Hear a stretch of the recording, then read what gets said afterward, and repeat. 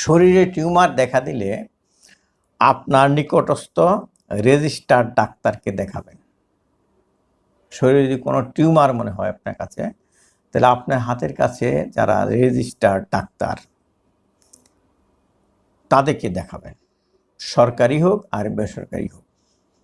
সরাসরি বিশেষজ্ঞ দেখাতে চাইলে সার্জারি বিশেষজ্ঞ দেখাবেন। যদি মনে করেন যে আমি না একদম বিশেষজ্ঞ ডাক্তার দেখাবো সরাসরি, তাহলে আপনি সার্জারি বিশেষজ্ঞ ডাক্তার দেখাবেন। তিনি আপনাকে FNAC নামে একটা পরীক্ষা করাতে সাইটোপ্যাথোলজিস্টের নিকট পাঠাবেন।